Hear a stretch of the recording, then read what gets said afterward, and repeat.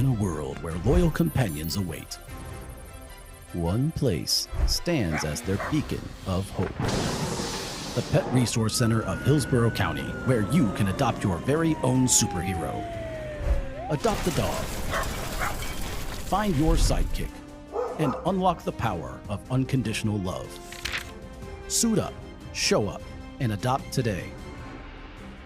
For more information, visit hcfl.gov/pets.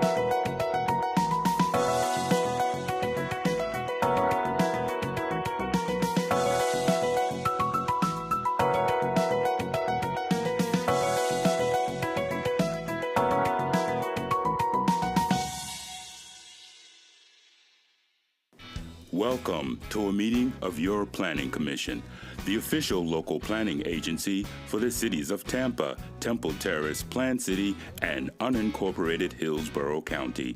The Planning Commission provides innovative leadership and long-range vision that contributes to the creation of a thriving, prosperous community that offers opportunity, fairness, and choice in how we live, move, learn, work, and play.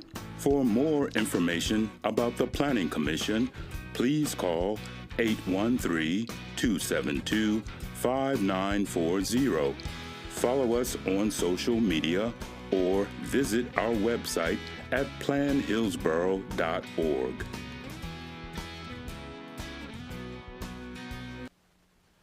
Welcome, everyone, to the October 13th, 2025 regular meeting of the Hillsborough County City-County Planning Commission.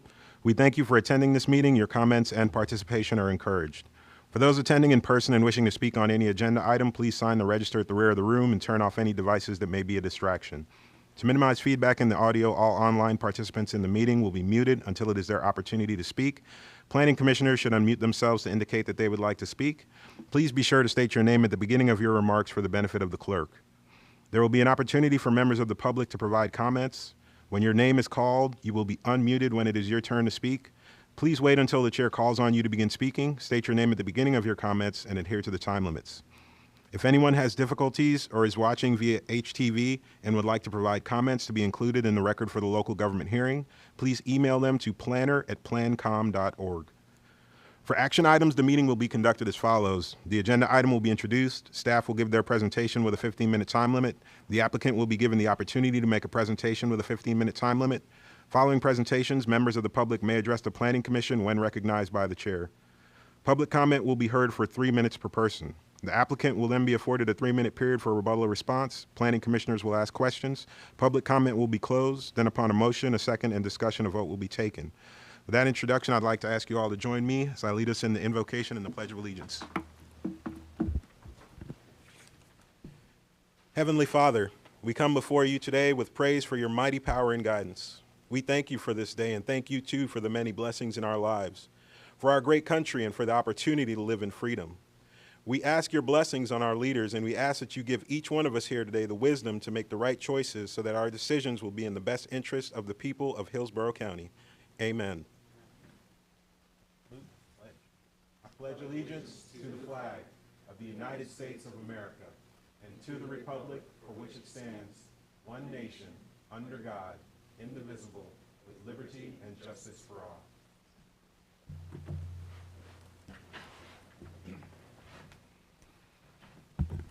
All right, with that introduction, I'll ask the clerk to go ahead and call roll, please.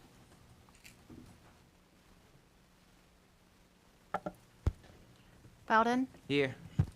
Cardenas. Here. Kona, Here. Kress, Kugler, Here. Blankus. Here. Lauk, Present. Sieben, Barry, Orton. Here. Joseph. Here. You have a quorum, sir. Thank you. Next item on the agenda is the approval of the minutes for the following meetings: Hillsborough County Planning Commission regular meeting minutes, August 11th, 2025. Hillsborough County Planning Commission public hearing on City of Tampa plan amendments, meeting minutes, August 11th, 2025. Is there a motion? Motion to approve. All right. Second. Motion by Commissioner Lauk, second to that motion by Commissioner Bowden. Are there any questions or comments from the commissioners? Not seeing any at this time. We'll all signify their agreement by saying aye. Aye. Aye. Those opposed? All right. Motion carries unanimously. All right. Next up on the agenda is the standards of conduct and oath of office for our newest member, Michael Jemison, representing the city of Plant City. Mr. Jemison, welcome aboard. Thank you. I ask the clerk to do the oath of office now, if you like, please. Please stand and raise your right hand and repeat after me. I state your name. I, Michael Jemison, A planning commission appointee of the city of Plant City, a planning commission appointee of the city of Plant City, do solemnly swear or affirm do solemnly swear or affirm that I will faithfully perform the duties of my appointed office that I will faithfully perform the duties of my appointed office in a fair, in a fair, equitable and ethical equitable, and dignified manner, and dignified manner, and in compliance with all laws and in compliance with all laws of the state of Florida, of the state of Florida, city of Plant City, city of Plant City, and the practices and procedures and the practices and procedures established by the Planning Commission. established by the planning commission. Thank you, sir. All right, welcome aboard, Commissioner Jemison. Did you want to say a few words about yourself, or turn your mic on? Red button there. So I'm a longtime developer, construction, real estate background. I've lived in Plant City for the last 15 years in West Central Florida for the past 35 years with my wife and I. Our kids grew up in this area, and I feel fortunate to be part of this organization and be appointed by the city of Plant City and represent them. Thank you. All right, thank you, and we're glad to have you aboard. All right. Next up on our agenda Oh, I guess I was supposed to do that before roll call, huh? Oh, well. All right. We'll move on to the collection of statement of interest forms. Yeah, if anybody needs a statement of interest form, okay.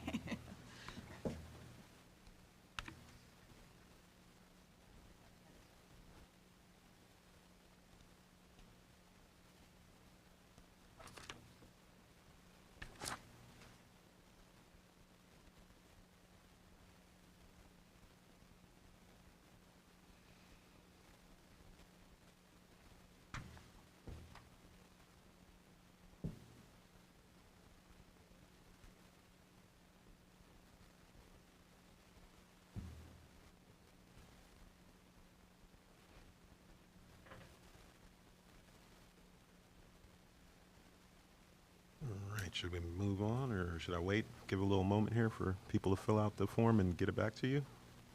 Whichever you prefer. If since we have a couple of members who are absent, we can send out the collected forms via email. I think that's what we had indicated anyway. So if people want to get it back to me by the end Later. of the meeting, that'd be great. Okay, sounds good. We'll move on to our next agenda item, which is into our business public input. There was no one who signed up for items not on the agenda to speak, so we will move on to our action items. And the first one is the appointment of the TPO Citizens Advisory Committee representative. So back to you, Ms. Sornino. Sure.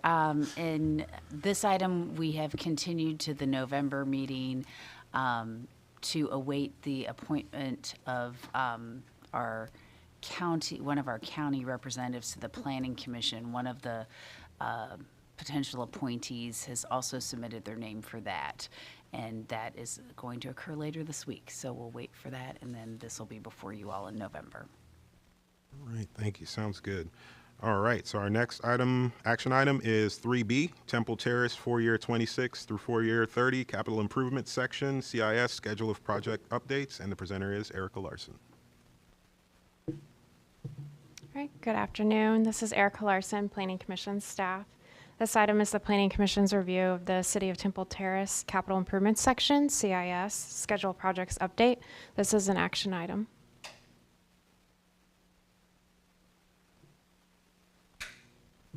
Chapter 163 requires the schedule of projects or the list of projects addressing level of service and adopted in the comprehensive plan be updated on an annual basis. The update would replace the existing CIS schedule and the comprehensive plan with the schedule listed in your packets. Planning Commission staff identified projects in the CIS that affect the level of service. These items make up the schedule of projects.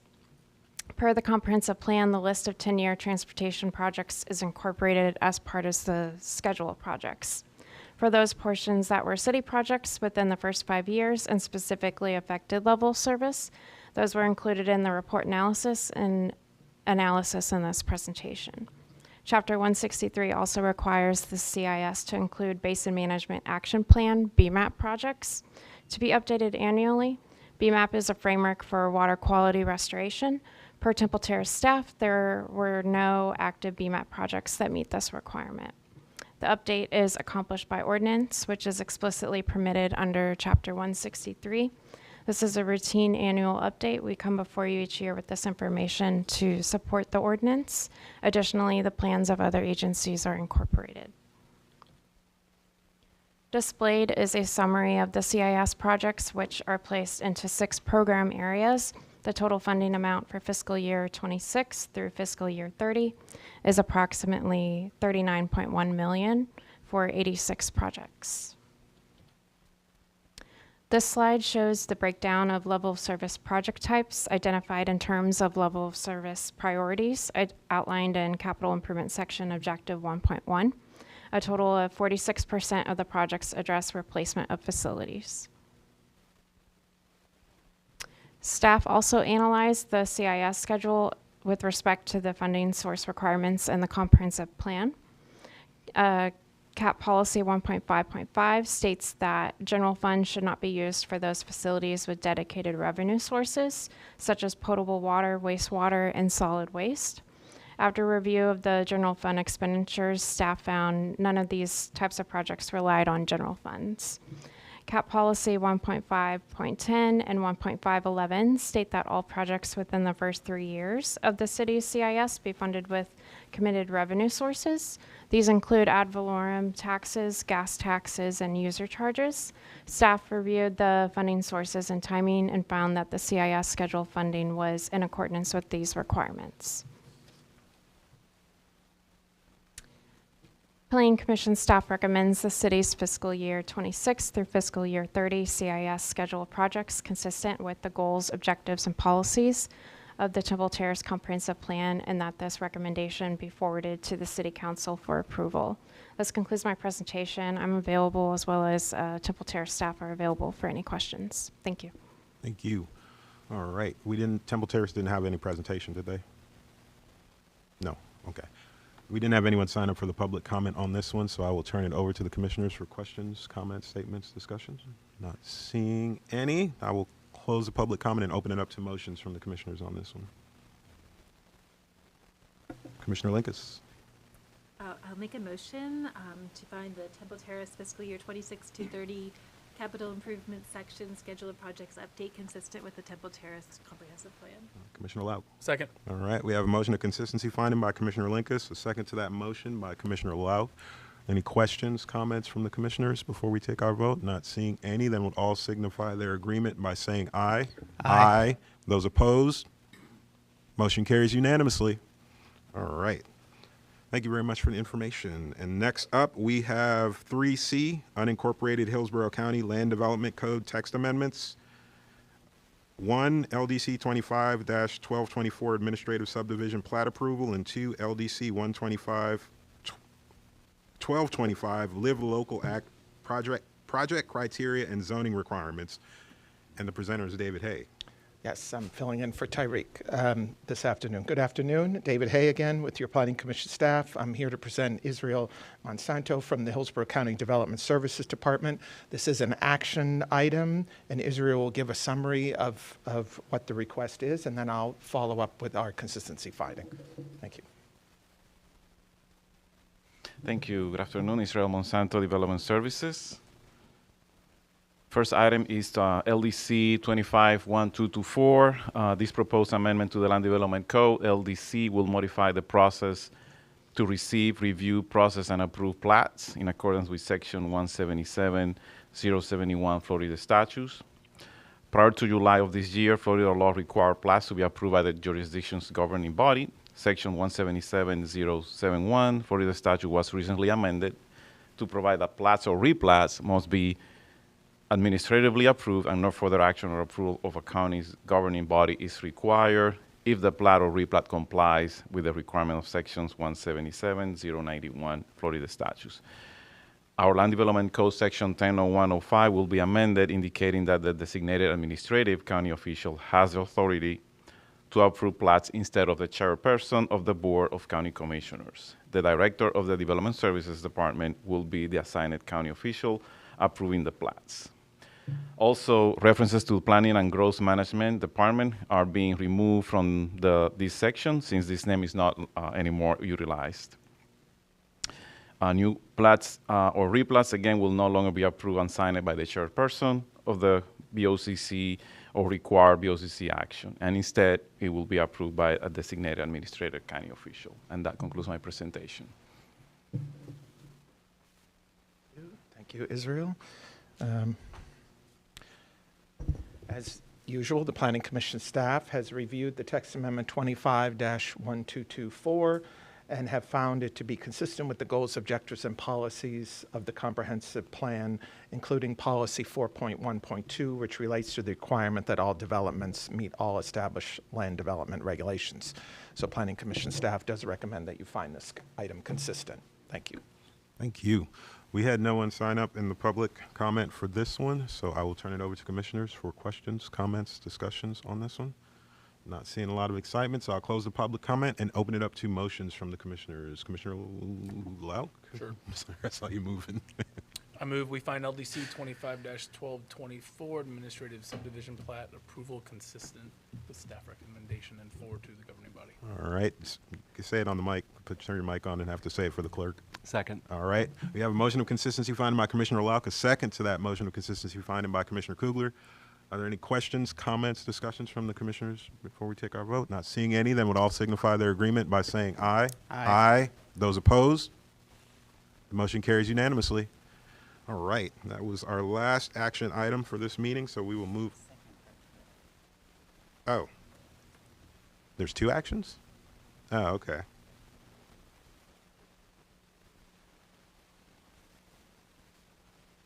Thank you.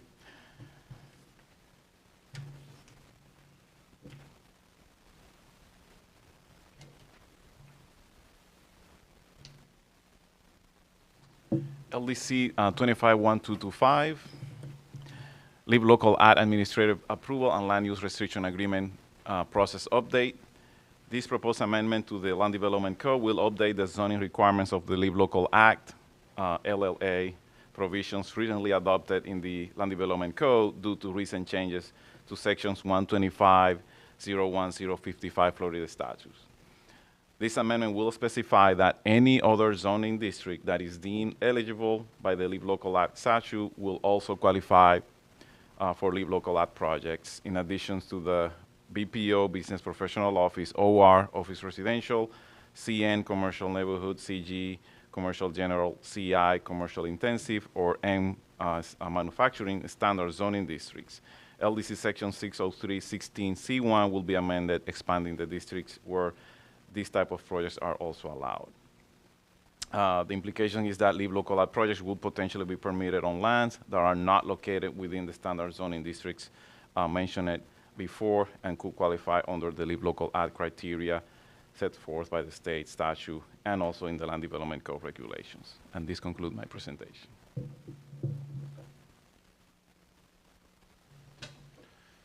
And Planning Commission staff did review this text amendment, 25-1225, and have found it to be consistent with the goals, objectives, and policies of the comprehensive plan, including 4.1.2, which relates to the requirement that developments meet all established land development regulations. Thank you very much.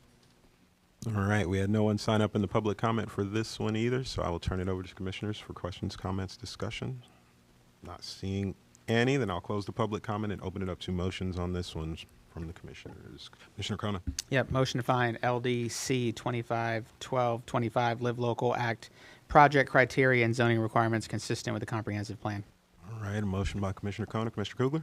Second. All right, we have a motion of consistency finding by Commissioner Kona, second to that motion by Commissioner Kugler. Questions, comments, statements from the commissioners before we take our vote? Not seeing any, then we'll all signify their agreement by saying aye. Aye. Aye. Those opposed? This one carries unanimously. All right. That was our last action item, I hope. All right. Okay. Next up, we have our briefings, and the first briefing is 4A TACPA 25-14 Comprehensive Plan Map Amendment, 7409 South Manhattan Avenue and 4436 West Richardson Avenue, and the presenter is Quinn Steele. Good afternoon, Quinn Steele, Planning Commission staff. Today I'll be presenting TACPA 25-14, which is a map amendment for 7409 South Manhattan Avenue and 4436 West Richardson Avenue. The request before you is privately initiated and small scale, covering approximately 3.23 acres, and the request is to change the future land use designation from residential 10 to residential 20. This is a general location map. The subject site is located within the South Tampa Planning District in the Port Tampa City neighborhood, and portions of the site are within the coastal high hazard area. Here's an aerial photo of the subject site, which is outlined in yellow. The subject site and all of the vacant land to the north are part of a historic landfill site. And then to the east, past South Manhattan Avenue, is MacDill Air Force Base. The site wraps around existing single-family detached homes along West Richardson Avenue. And then immediately south and west are vacant as well. Further northwest and southwest are primarily single-family detached with limited single-family attached uses. The adopted future land use map recognizes this site as residential 10, which allows up to 10 dwelling units an acre or a 0.35 FAR for limited commercial or non-residential uses. Both parcels are partially within the coastal high hazard area, which is shown by that green line. And then to the north, east, and south are public, semi-public in blue. And then to the west is residential 10 in that peach color. Further south is community mixed use 35 and light industrial. And then further north, approaching Interbay Boulevard, is residential 20. This map shows the proposed future land use as residential 20, which would allow 20 dwelling units an acre or a 0.5 FAR for limited non-residential uses. Under the current R10 designation, the site can be considered for 32 dwelling units or just over 49,000 square feet of non-residential uses, subject to locational criteria. Under the proposed R20 designation, the site may be considered for 64 dwelling units or just over 70,000 square feet of non-residential uses, which would also be subject to locational criteria. The proposed R20 designation could result in an increase of residential and commercial intensity and would allow for multifamily uses. Any non-residential development would be subject to locational criteria, which is expanded under the R20 designation. And that concludes my presentation. I'm available for any questions. Thank you. Are there any questions, comments from the commission? I just have one statement. I'd like to make sure that someone from the city of Tampa is here when that one comes back to us.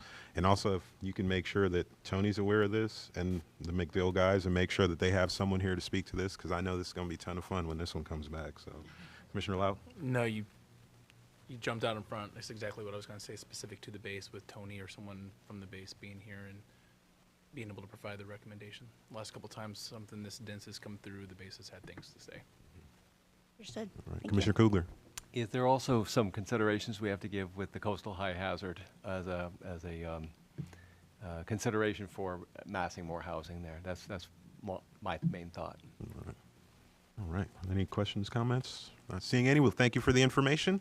We will move on to our next item of business, 4B, TACPA 25-15, Comprehensive Plan Map Amendment, 4304 North 26th Street and 4311 North 25th Street. The presenter is Emily Phelan. Emily Phelan, Planning Commission staff. This is TACPA 2515.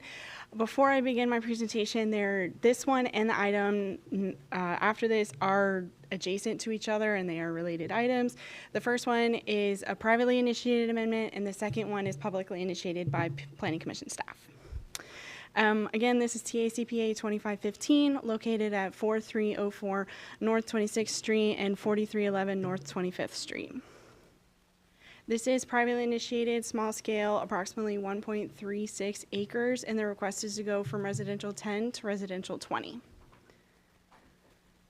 This is the general location map. The site is located within the Central Tampa Planning District, the East Tampa Urban Village, the East Tampa 1 neighborhood, and the East Tampa CRA. This is an aerial of the subject site. The subject site is outlined in pink, and outlined in blue is the related site that will be the next amendment.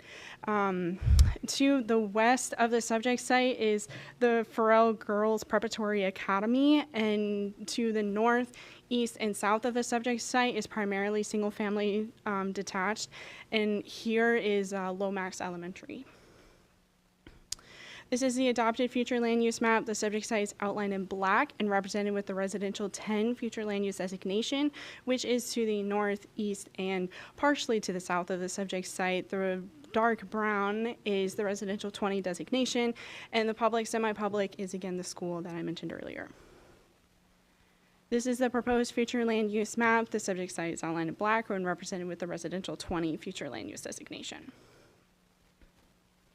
Under the existing residential 10 designation, the subject site could be considered for 13 dwelling units or just over 20,800 square feet of non-residential uses if locational criteria is met.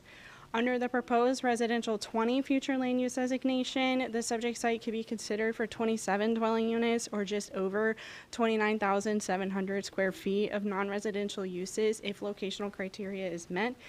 While the subject site still has to meet the locational criteria under the existing R10 and the proposed R20, the locational criteria is expanded upon in the residential 20 designation.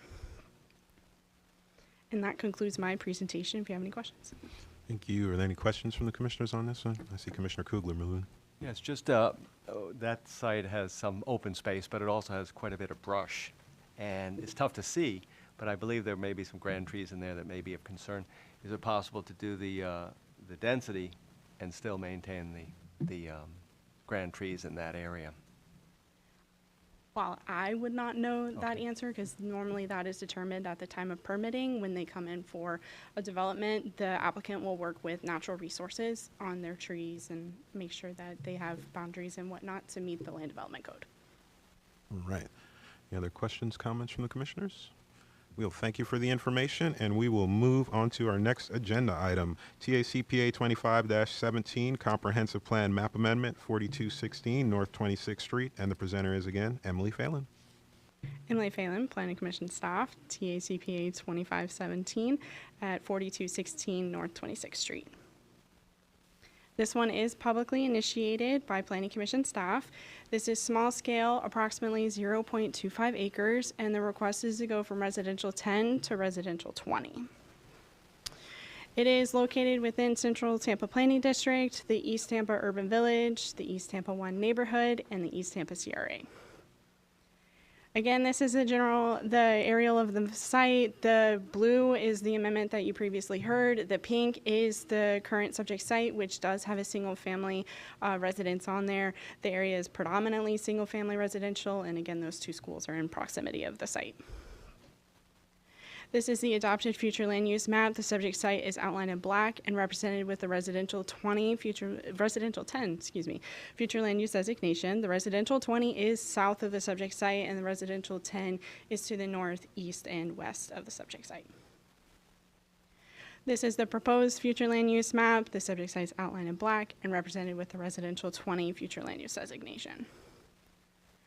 Under the existing residential 10, the site could be considered for 2 dwelling units or just over 3,800 square feet of non-residential uses if locational criteria is met.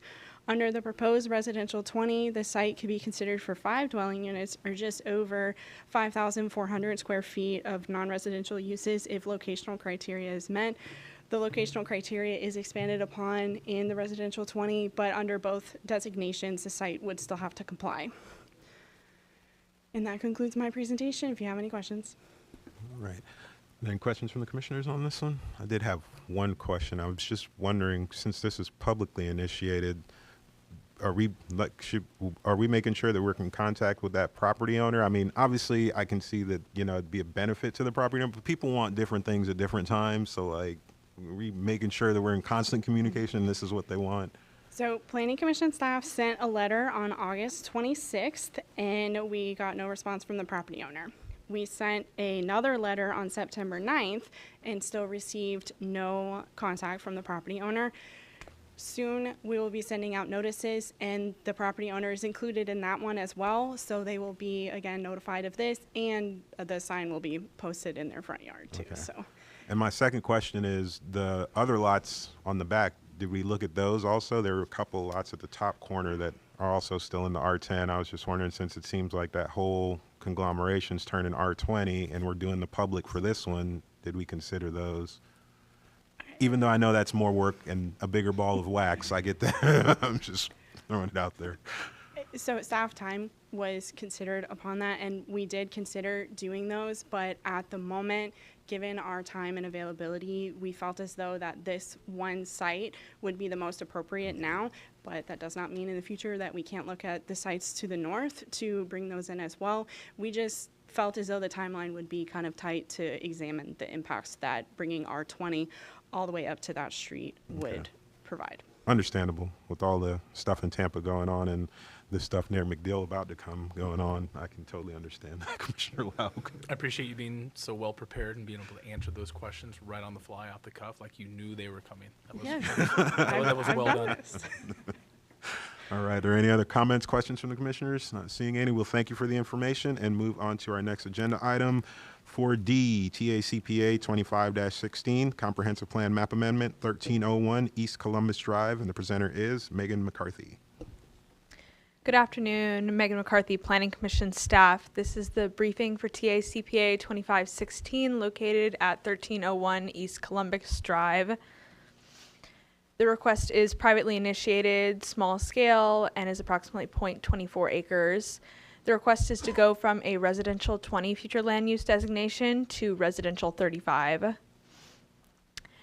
This is the subject site located within the Central Tampa Planning District, the East Tampa Urban Village, the VM Ybor Neighborhood, the Ybor City Local Historic District, as well as the East Tampa CRA District. This is an aerial of the subject site and the surrounding area, with the subject site outlined in yellow. The surrounding area is a mixture of uses, including single-family attached and detached to the north, south, and west, with commercial uses, as well as the Academy Prep Center of Tampa and recreational space along North Avenida República de Cuba. This is the adopted future land use map, with the subject site outlined in black in the residential 20 future land use category. As you can see, to the north, south, and west is the residential 20 category, and to the east is community mixed use and recreational open space. This is the proposed future land use map, with the subject site shown under the proposed residential 35 future land use category. Under the adopted future land use of residential 20, the site may be considered for 4 dwelling units, as well as 20,908 square feet of commercial uses, subject to locational criteria. Under the proposed R35 designation, the subject site may be considered for 8 residential units, as well as 20,908 square feet of commercial uses. This is due to the 2.0 floor area ratio under the Ybor City Local Historic District, and this will not change under any consideration of the R35 category. The proposed R35 designation will result in an increase in residential density, but no increase in commercial intensity, and any non-residential uses would be subject to locational criteria, which remains the same under the R35 category. This concludes my presentation. I'm available for any questions. Thank you. Are there any questions from the commissioners, comments on this one? Not seeing any. Well, thank you for the information, and move on to our last briefing item. 4E, unincorporated Hillsborough County Land Development Code text amendments. 1, LDC 25-1126, wellhead and surface water resource protection. 2, LDC 25-1435, pickleball courts, distance separation requirements from residential uses. And the presenter is David Hay. Good afternoon, David Hay, Planning Commission staff. I believe Israel's ready to give the briefing on these 2 items. Do we need to open up?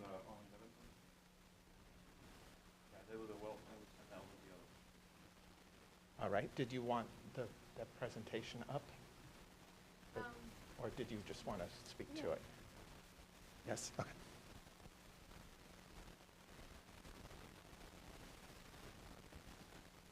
And while we're pulling this up, this is a briefing item. We'll be back in November, right? November, for with a consistency finding. Thank you.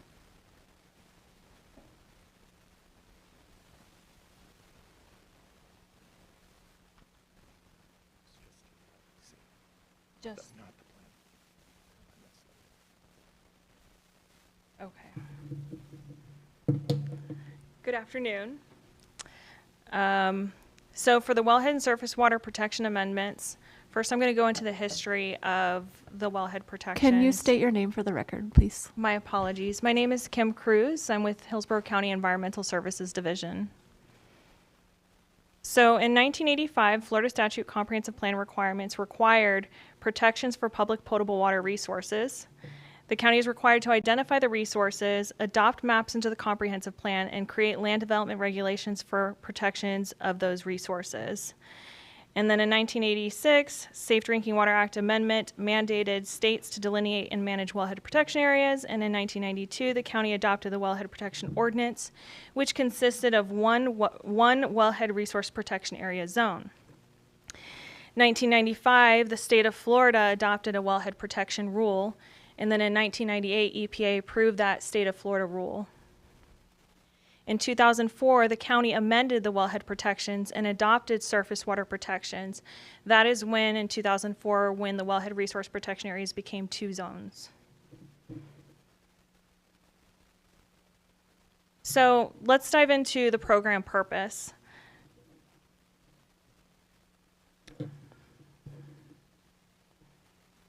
oftentimes the Wellhead and Surface Water Protection Program is misunderstood. This program is designed to protect Safe Drinking Water Act systems that are public potable water supplies. And I'd like to emphasize that this typically does not apply to private wells or other small drinking water systems. The existing criteria for wellhead resource protection areas include public potable water supply wells, which is 100,000 gallons per day or more connected to a potable water system, and is connected to a potable water system and that has a water use permit of 100,000 gallons per day or more. And surface water protection areas are for upstream of water treatment plant intake structures on the Hillsborough River, Alafai River, Tampa Bay Bypass Canal, and it also includes tributaries to both rivers. So this LDC text amendment is going in conjunction with the comprehensive plan adopted maps for the wellhead and surface water protection areas. This presentation originally, I'm going to be honest, was developed for presenting the maps, not the land development code, so I'm going to modify my conversation here and presentation of this to you all right now. But with the update of the maps, we identified all of the public potable water supply wells. We used Tampa Bay Water and SwiftMud, Southwest Florida Water Management District data, and we conducted a third-party hydrologic model using models that are typically used by Southwest Florida Water Management District, Tampa Bay Water, and the United States Geologic Survey.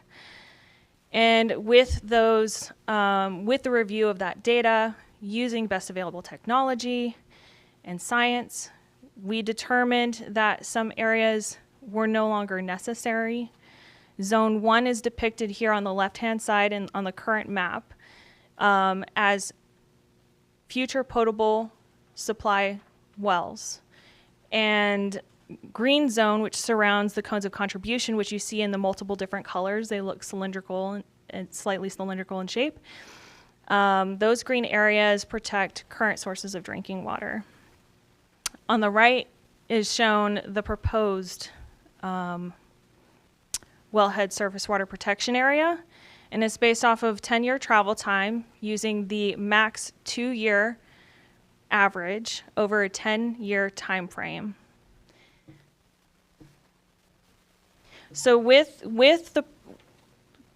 the zone 1 in mind and removing zone 1 because there haven't been any new future potable water supply wells, we did dig deeper and we discovered that with the adoption of Zone 1 in 2004, there have been no new public potable water supply wells added to Zone 1 in 21 years.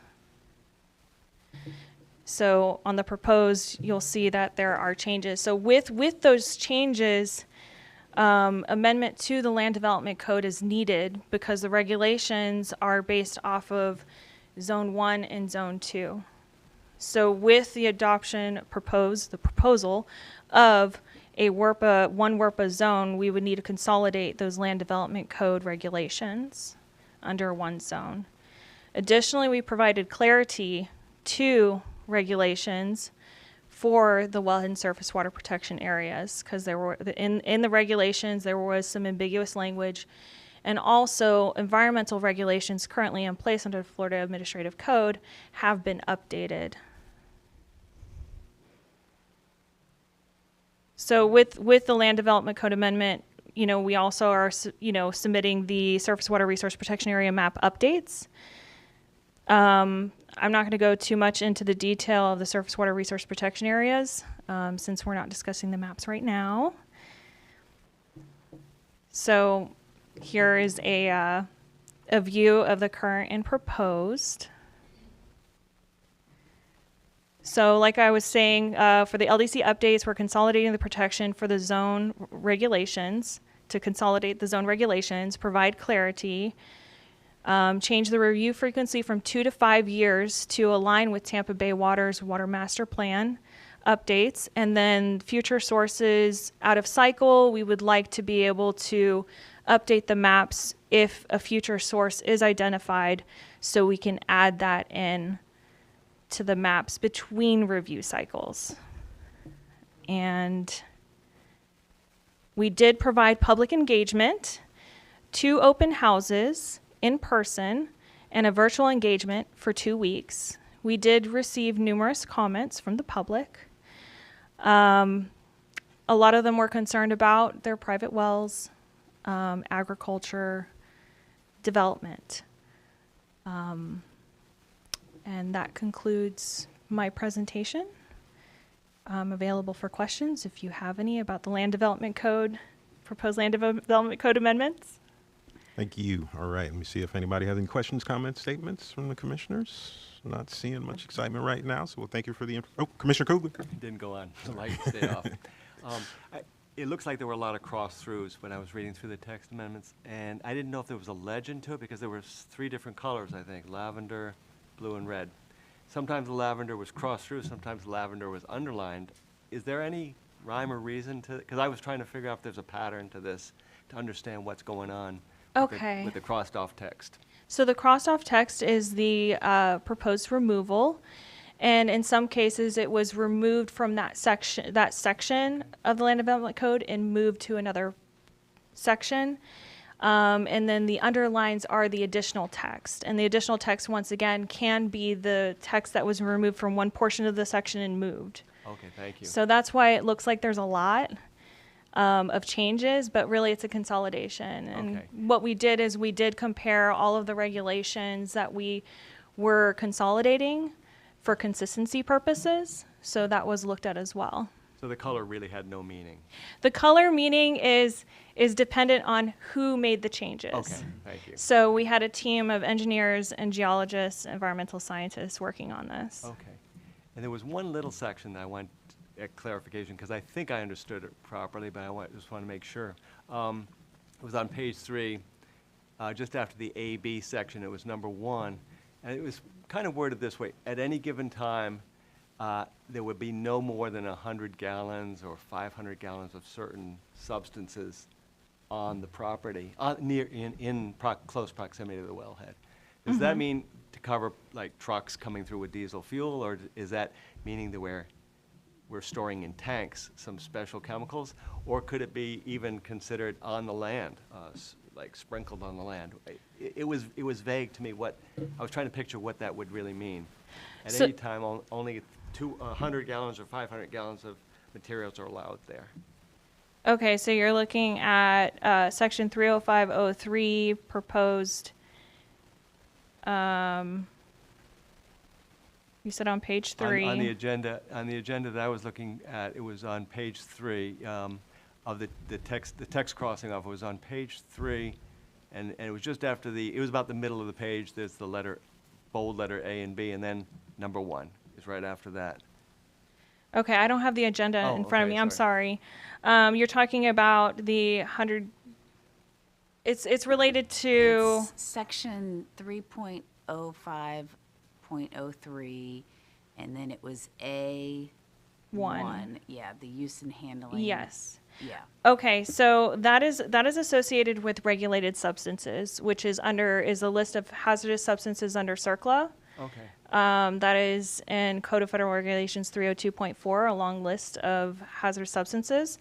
That is related to stationary tanks. Okay. So under the general exemptions, it talks about right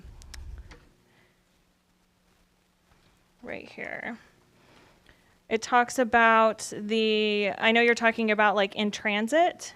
So there's a general exemption for continuous transit. So it's not for vehicles that are just passing through.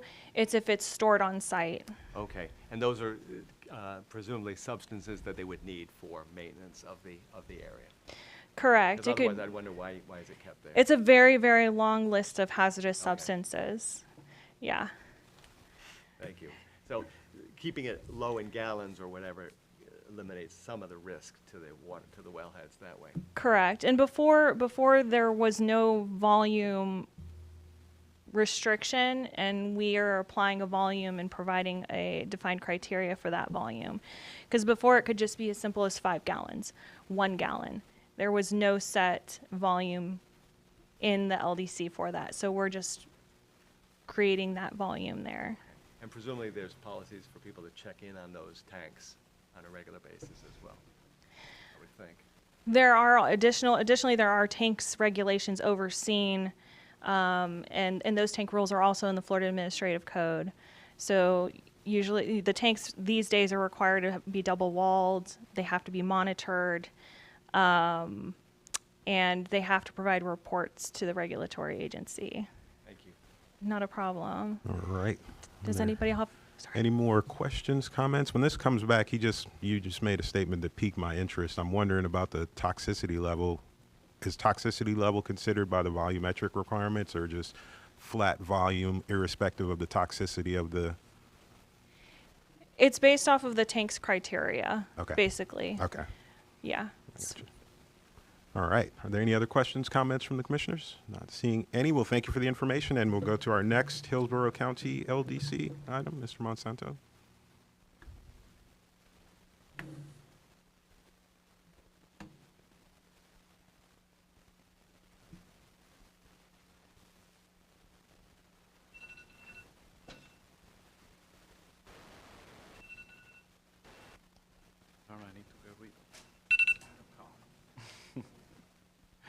All right, Israel Monsanto Development Services.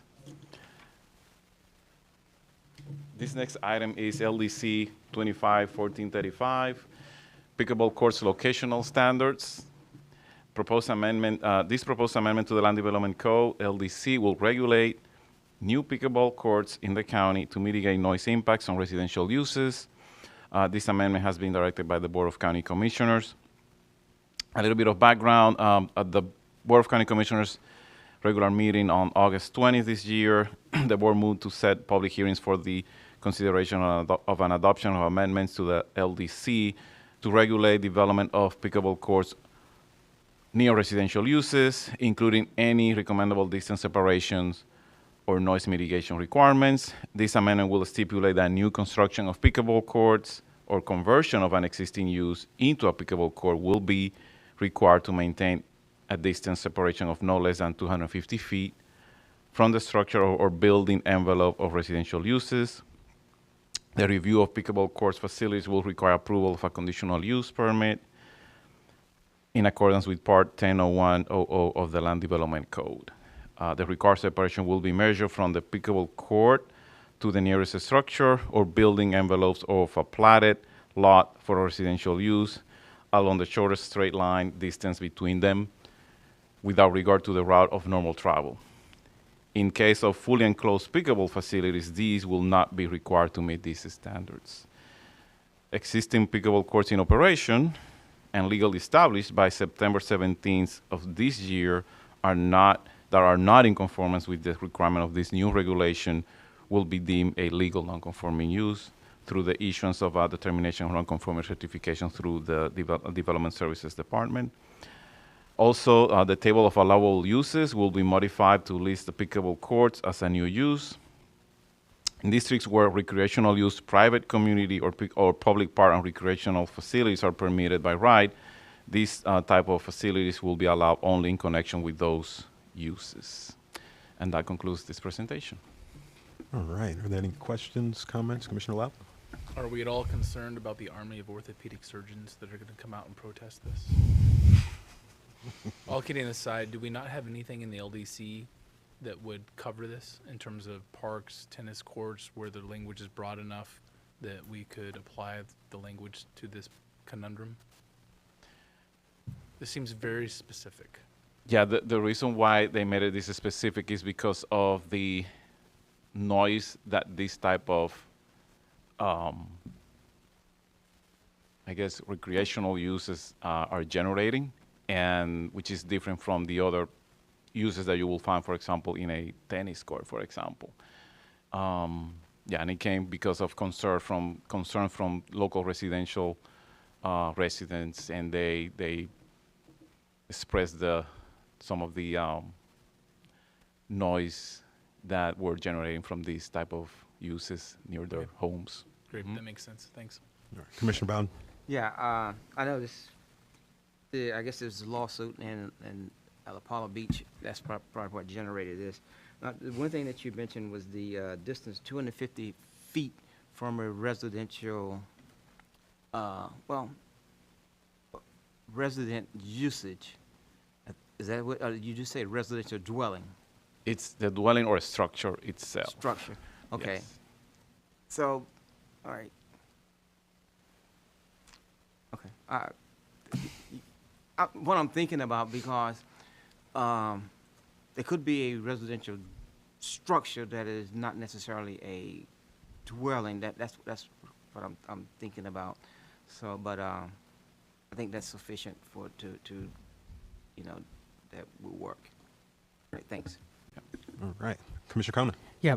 Do we know how many current pickleball courts would technically be in violation of said once it goes into effect? Did you say they would not be grandfathered in? They'd have to.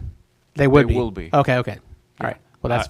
Yeah, they will be. I don't have the number, but any one of these facilities that are in existence prior to that meeting on September 17th, they will be a legal, non-conforming use.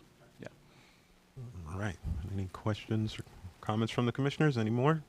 Not seeing any, then we will thank you for the information and look forward to this coming back to us too next month, hopefully. And next up on our agenda is item number 5, our executive director's report. And the presenter is Melissa Zornita. Good afternoon, Melissa Zornita, Executive Director. In front of you, you should have a copy of my Executive Director's report. A couple of things to highlight. We have been focused on the updates of both the City of Tampa and the City of Plant City's comprehensive plans.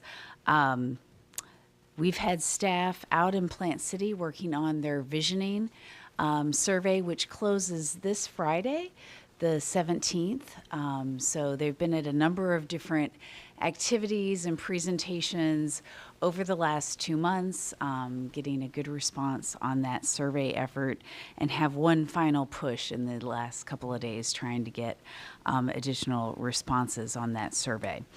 That's been a great partnership with the City of Plant City. They've been with us at all of those events. In addition, last Thursday, we gave an update to the City of Tampa City Council on the timeline for the update of the future land use element. As you all recall from your last meeting, at their hearing at the end of August, City Council continued that hearing to February 17th, asking us to do some additional work, revisiting some policies. They gave us some very clear direction on a few areas, and then asked us to relook at some.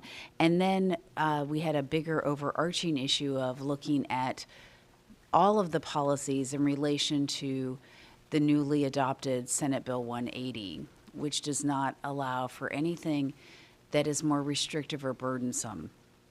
And what I told City Council was that most of the time that we've begun the work, many of the motions that City Council made were very straightforward. We've got those taken care of.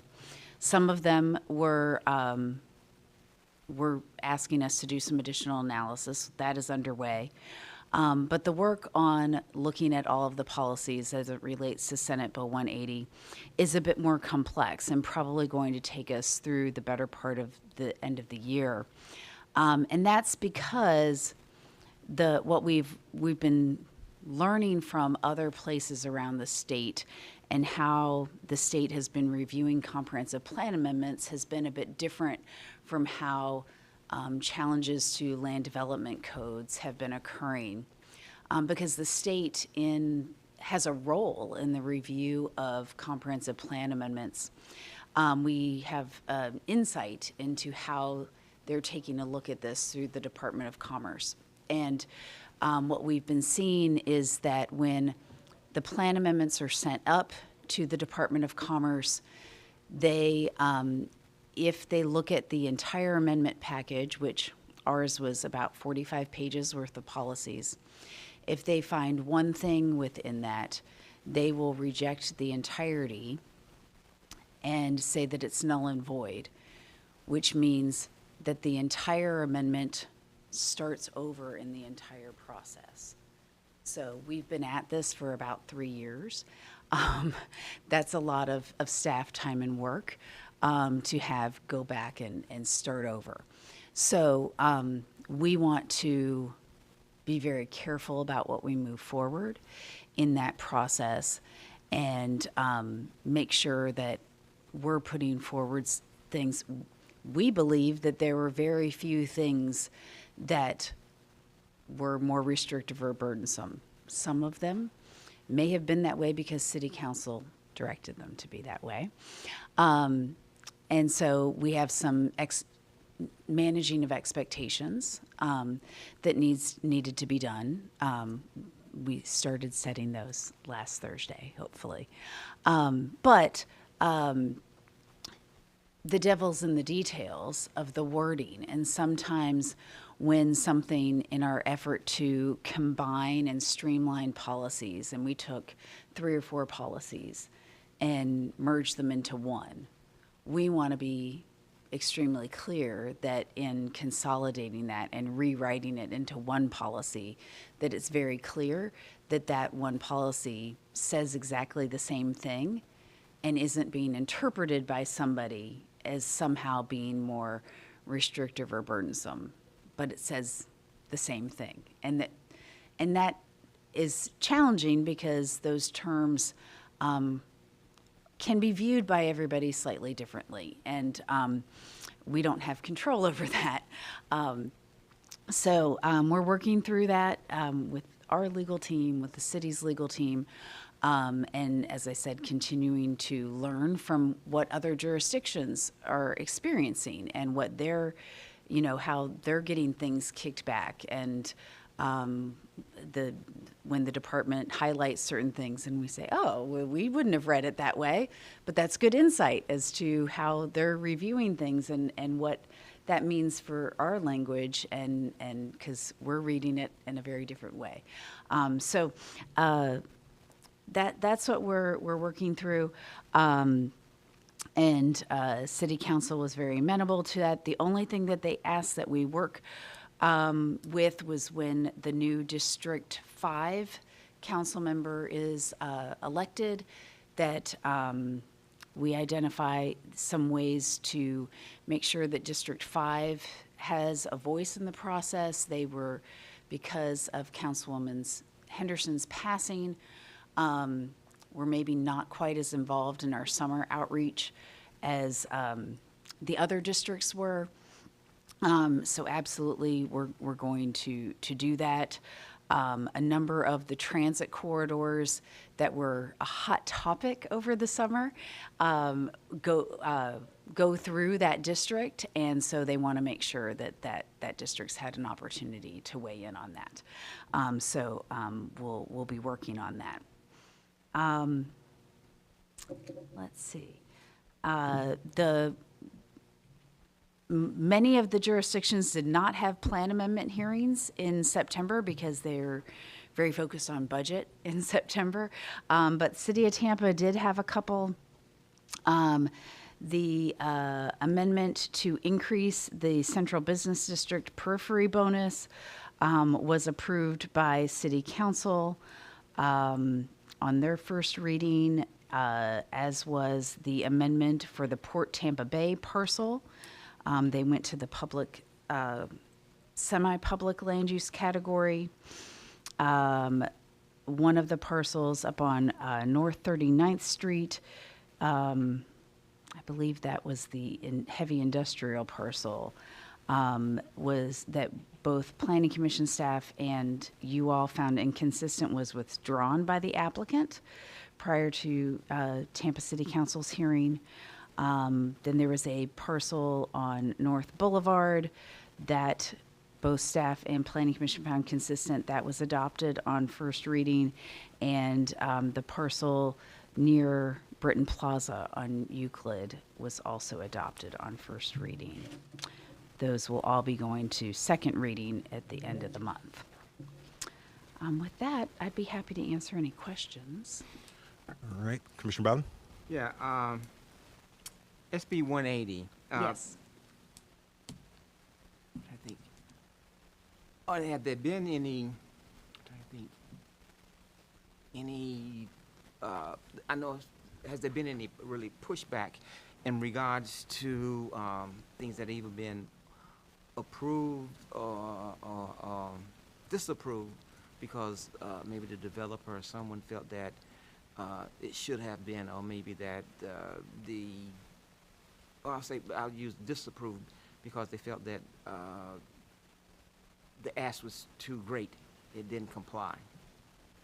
That you don't have to specifically, let me know if there's one, two, anything significant. Is there a key item that maybe they may find that is overburdensome? So I don't think there has been anything that has been a publicly initiated comprehensive plan amendment that was adopted since August of 2024 that has been identified for either the city or the county or Plant City or Temple Terrace for that matter, that's been identified as being more burdensome or restrictive. We have heard City Council, City of Tampa Legal Department did a workshop with City Council, it's probably going on 3 weeks ago now, where they did identify some a land development code amendment. You may recall for the Ybor parking regulations. Yeah. That came before you all, that is going to be coming back to you all because that was challenged as being more burdensome.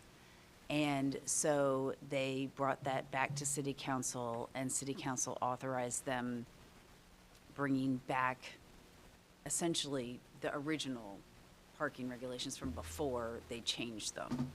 And so that will be coming back to you all for a consistency determination to go back to the old regulations. Now, they also discussed some of the land development code amendments that you all heard a couple of months ago, and you may recall Commissioner Sieben in particular raising, well, isn't this going to be a problem with Senate Bill 180? And a number of those, City Legal said, we think there's an issue, and City Council said, okay, just sit it on a shelf for a little while until Senate Bill 180 is supposed to expire in 2027 unless there is a hurricane that causes it to extend.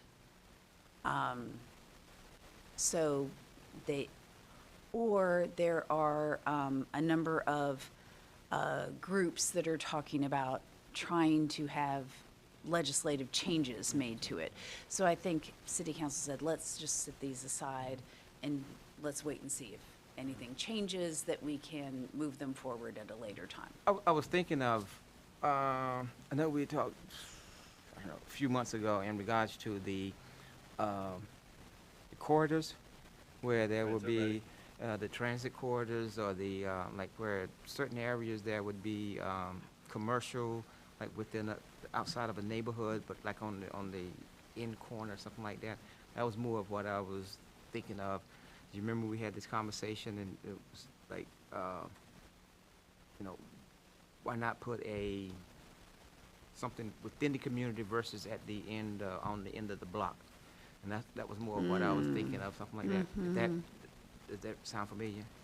It does. So that would be kind of restrictive in the sense if someone had a large lot of, large contiguous property within the actual community, and then they said it's restrictive because it should be at this location versus this location.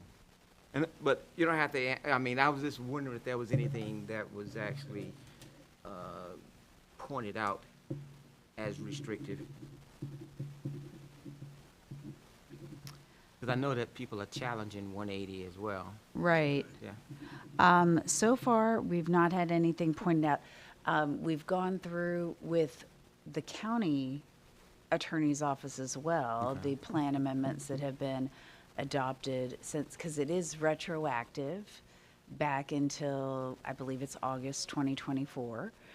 So we've gone and looked at what amendments were also retroactively adopted since then.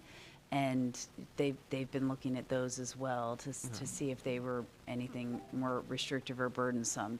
And I think deemed that they thought we were in good standing there.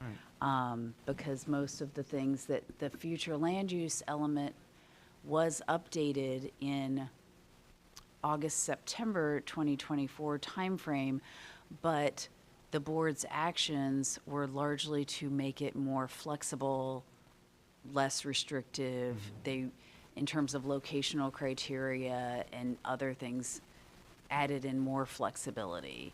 And removed some of the requirements that are in place, that were previously in place. So I think the county attorney's office felt that it was moving in a less burdensome, less restrictive direction. That's fine. I mean, I'm not trying to wake up anyone to. Yeah, well, they will let us know for sure if they think it is. I feel confident. Thank you. But yeah. All right. Any other questions or comments from the commissioners? I had one quick one. I was wondering what this new development trip tracker from the community and from our friends, from my friends over at Community and Infrastructure Planning is. What is that? They have a tool that keeps track of the Trip generation?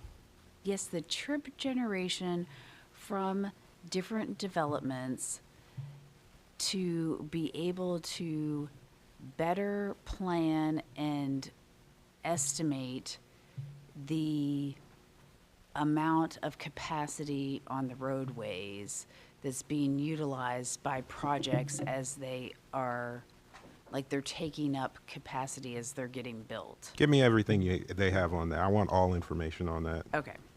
Absolutely. And I want to talk to you about that some more, and I'll Okay. talk to Johnny about it also. Okay, sure. Thanks. Are there any other comments or questions from the commissioners? Not seeing any interest at this time. Well, thank you for the information. Thank you. And we will move right along to other business. Chair's business. I have no business. Old business. Is there any old business? I don't believe so. Does anyone have any new business for us? Not seeing any at this time. Committee reports. Are there any committee reports out there? I have a committee report from the TPO. Actually had 2 meetings go by since our last meeting. We had a board meeting of the TPO on September 10th where we approved updating the public participation plan for 2025. We took staff's recommendation and updated that. There was a memorandum of understanding for the regional transportation systems management and operations that we also approved. Our action items included a 2025 roll forward tip amendment. Again, we went with staff's recommendations and approved that. There was a Plant City Sun Trail Connections study that we received, and I think we approved one of the 2 options. The staff suggested option is what we approved, but there was a lot of discussion around the trails. I was looking at the eastern part of the county out near Plant City area, actually, and Mayor Kilton had a lot to say about the trails that they were proposing out there, but they were very positive about it, and there was a lot of good energy and positivity about us looking at finding money in the future to start to connect the trails and be able to move east-west across the county. So we had some good discussion about that. We also had status reports on the SIS 2050 Multimodal Unfunded Needs Plan and a good discussion around the Courtney Campbell Causeway PD&E. They're looking at doing some redevelopment of the Courtney Campbell Causeway to allow for better water quality in the Upper Bay area where we've had problems. So that's become something on the radar that FDOT and our community is working towards. And we had a good discussion around block the box prevention that was spearheaded by Councilwoman Hurtak. We were looking at when cars stop in the middle of an intersection, how it keeps other directions of traffic from moving. So that's something that we are looking into at the TPO board. Our next meeting was on October 8th, And we looked at tip amendments for Hart, section 5307, and fixed guideway 5309, 5337. Basically approved a bunch of money, $25 million for repair to HVAC units, streetcar facilities, bus purchases, bus shelters, and IT equipment, and another $1.3 million for streetcar stations to be kept in good repair. So some good money going into the public transportation network. We're trying. We also received a report on the Regional Infrastructure Accelerator Grant, and we approved a memorandum of understanding for that. A big thank you to the City of Tampa who spearheaded that effort. It's because of them that we got that grant money, and we are looking at this Regional Infrastructure Accelerator. So kudos to the City of Tampa there for bringing that to our region. We received a status report on Hart's comprehensive operations. Unfortunately, Hart is looking at the possibility of discontinuing some of their routes in South and East County. It's not happening yet. It's only at the stage where they're sending it out to the public to ask for public feedback, to have discussions about which routes may need to change in the future, but they are having those discussions, and that will be going forward. And we also found out from our executive director that the TPO staff had received an award for the Clean Air Monitoring Network, Florida APA Project Award. So we had a little bit of discussion around that also, Clean Air Monitoring Network. Any questions or comments from the commissioners? For me? Oop, put your mic on. You're going to get those looks from the clerk if you don't put your mic on. It doesn't get recorded, right? Are those the, like the monitors that are around the Beaver Industries? I think it's called Beaver Industries down where the batteries are smelted. Is that the EPA? The EPA, monitors? yeah, and the EPC usually does that. The too, TPO looked to infill areas, so we looked at neighborhoods along the transportation corridors, and we tried to set them up to infill the areas of missing air quality monitoring in those areas. So, yeah. Thank you. No problem. Questions or comments? Any other from the commissioners? All right. Any other status reports from the commissioners? Not seeing any at this time. Then with that, our meeting is finished. We're going to start our next meeting on time at 5:30. What do you say? Yeah, the public hearing will be at 5:30. If I can suggest, we will have the workshop across the hall. Why don't you can get something to eat. We can come in there and we'll start that at 4:30. Okay. Would that work? Workshop at 4:30, and we'll be back here at 5:30 for the public hearings. Yeah. And at 4:13, this regular meeting is adjourned.